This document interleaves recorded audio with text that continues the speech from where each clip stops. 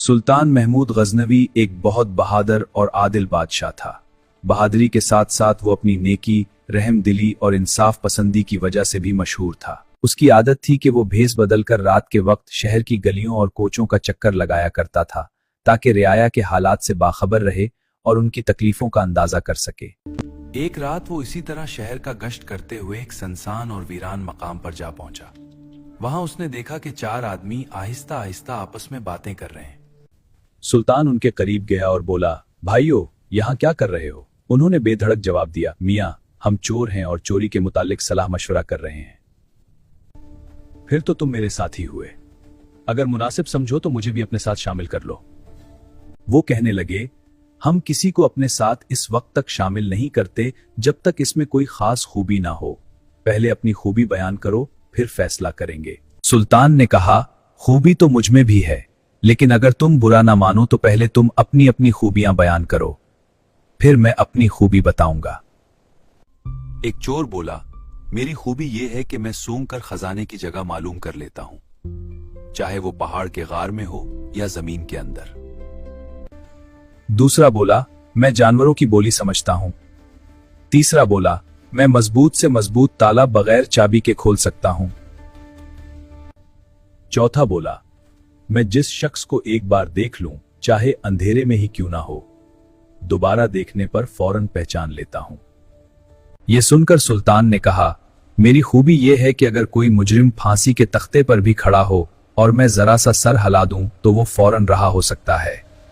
चारों चोर हैरान भी हुए और खुश भी।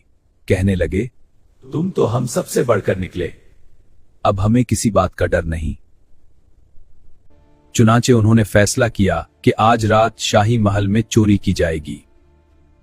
रास्ते में एक गली से गुजरते हुए एक कुत्ता भौंका। सुल्तान ने पूछा, ये कुत्ता क्या कह रहा है?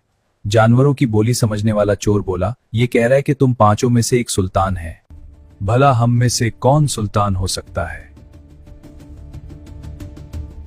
चोर बोला, मालूम नहीं, कुत्ते ने बस इतना ही कहा था। एक चोर ने सूंघकर खजाने की जगह मालूम की, दूसरे ने ताला खोला और उन्होंने अशरफियां और जवाहरात समेट लिए, मगर सुल्तान के कहने पर एक कीमती हीरा संदूक में छोड़ दिया। वो सब जंगल में अपने ठिकाने पर पहुंचे और माल को 5 हिस्सों में तकसीम किया। सुल्तान ने अपना हिस्सा ये कहकर वापस कर दिया कि दोस्तों, तुमसे मिलकर मुझे खुशी हुई है, ये हिस्सा मेरी तरफ से तुम्हारे लिए तोहफा है। वापस जाने से पहले सुल्तान ने चालाकी से उनके नाम और पत्ते मालूम कर लिए। उधर खजाने का मुहाफिज आया तो देखा कि माल गायब है और सिर्फ एक हीरा बाकी है। उसके दिल में लालच आया और उसने वो हीरा अपनी जेब में डाल लिया, ये सोचकर कि कोई नहीं जानेगा। सुबह इसने सुल्तान को चोरी की खबर दी। सुल्तान ने हुक्म दिया कि शहर के मशहूर चोरों को गिरफ्तार किया जाए। चोरों को दरबार में पेश किया गया। सुल्तान ने पूछा, वो हीरा कहां है? सूंघने वाला चोर आगे बढ़ा और बोला, आलाजा, पहले हमारी तलाशी ली जाए ताकि यकीन हो जाए कि हीरा हमारे पास नहीं। तलाशी ली गई, मगर हीरा किसी के पास ना मिला। फिर चोर ने कहा, हीरा उसी दरबार में मौजूद है। मुहाफिज खजाना की खुफिया जेब में एक डबिया है, हीरा उसी में है। डबिया निकाली गई तो हीरा बरामद हो गया। मुहाफिज का रंग फक हो गया।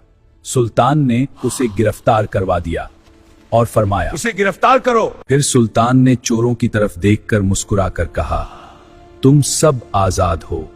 सुल्तान की इस मेहरबानी का चोरों पर गहरा असर हुआ और उन्होंने आइंदा चोरी छोड़कर नेक जिंदगी गुजारने का अहद किया।